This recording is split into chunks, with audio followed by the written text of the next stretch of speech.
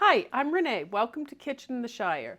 Today we're going to be making double blanched hand-cut French fries, and we have a guest cooking with us today.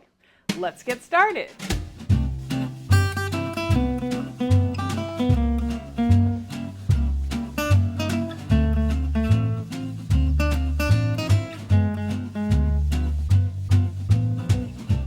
Today I have my son Eric here, What up? who is going to be making French fries for us. The first step is he's going to cut some potatoes. Take it away. All right. So, what we're doing, we're going to do French fries. They're going to be blanched 2 times, once to cook the potato and once to crisp the potato. But one of the most important things you can do is work on a flat surface. And as you know, potatoes aren't necessarily known for their flat surfaces, so we're going to create one. So we're going to cut one side of it off. That's going to be set aside. You have a flat side. It's not rocking. It's not rolling.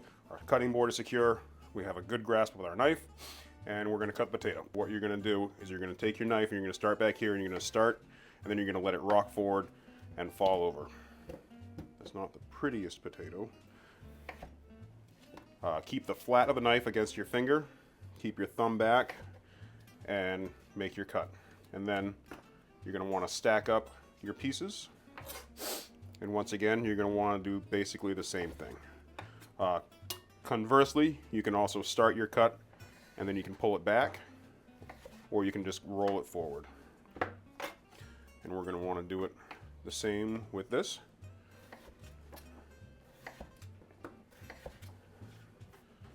And then the potatoes are going to go into the water. That piece is there. Again, get yourself a flat surface. Get that out of the way. And when you're making your cuts, I know this isn't, nobody's really paying for this food, and so people may have a tendency of not really caring about the look of it. But you do want to have it be as uniform as possible, not for the aesthetic purposes, but so that if it's the same size, it's going to cook at the same rate. Oh, that was dicing it. Huh. That's okay. We like short French fries. Yeah. So if it's the same size, it's going to cook at the same rate, and that way you don't have to worry about half your French fries coming out half raw and half your French fries coming out burnt. So they're soaking in water. We're going to change that water over once over the course of the next hour or so, and then they'll be ready to cook. And so we have a candy thermometer in the oil right now. For your first blanch, you want to be somewhere to start around 300 degrees, and you want to keep it at around 300 degrees. We're going to drain most of this water off, and you want to work in extremely small amounts, because if you overload it, the oil will boil out of the pan. So we'll start with 1 or 2 and then kind of just increase. When you put things into the oil, you should be using a utensil to keep your hands safe. But something else that you should do when you're putting food into any sort of hot pan at all is never take it and go like that. Never drop it towards yourself.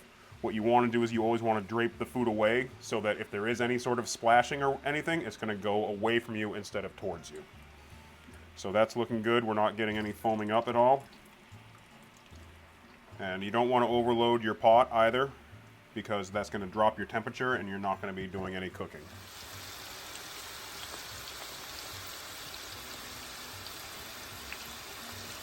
For a French fry this size and of this thickness, how long would you say, if you do maintain the temperature that's going to take? I would say about like 4 to 5 minutes. For the first cook, you do have a little bit of flexibility, but you're going to want to see they start to float when they start to become done, because they're lighter because the water's cooking out, and so they rise to the top of the oil.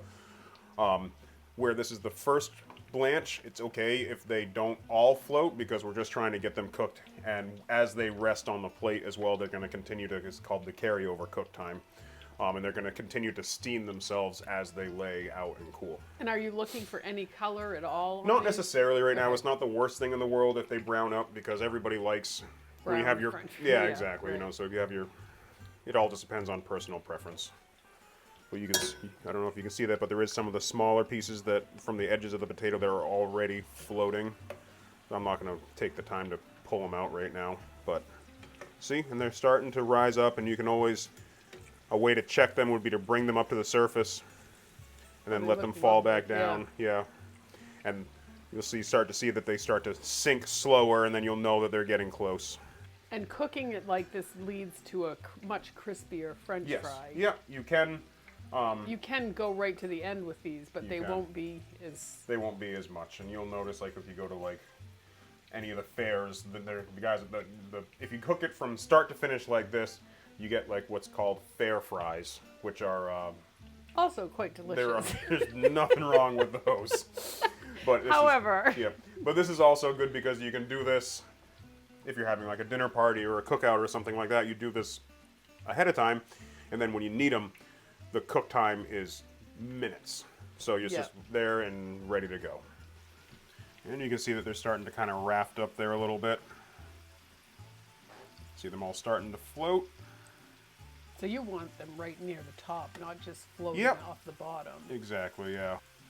And that's because that's just personal preference because I think I prefer crispier fries. Yeah. No, those look perfect. My mother taught me how to do fried food because she was from the deep south, and that's what she had me looking for. My mother taught me how to get yelled at really well.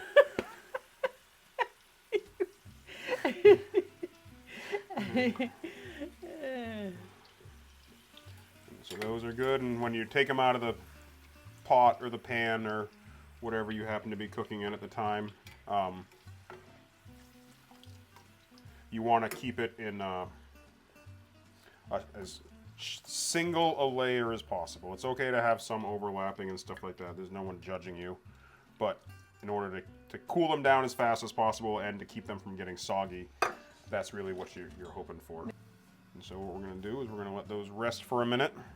And how long, what's a good amount of time to let You these want to let rest? them get cool. So, or at the very least, not hot. So if you have any other questions that you might want to be answered, please put them in the comments below. We're happy to answer any of your questions. And if you have a favorite recipe that you'd like us to make, please go ahead and do so. And this is my real hair. So again, our oil is around 350 degrees right now. And we're going to put the French fries in. Our temperature is good. Our burner is back on. And we're going to start with one and just again make sure that it doesn't spatter up and cause any boil over or anything like that. And then we're going to load all these guys in here. They go on into the oil. So they're all cooking nicely. You can see that they're all, because they're all cut to the same size, they're all cooking and browning evenly. I don't think you can overdo French fries. And so at this point, it kind of just becomes like a matter of personal preference. I mean, you can pull these guys out now and call it good, or you can. We'll do it the way you think is best. Yeah, so we'll leave them in there for a little bit until they're nice and crispy. I think those are pretty good. Yeah, they look. So you want to drain off as much of the oil as possible,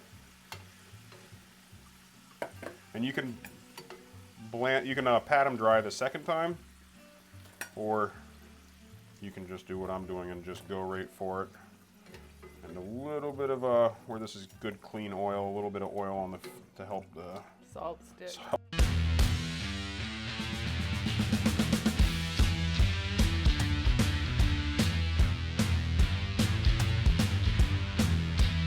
So here are our French fries that we've made today. Let's try them, Eric. I bet they're good. This is the homemade aioli sauce that we made earlier today, which is also in one of the chicken burger that we made.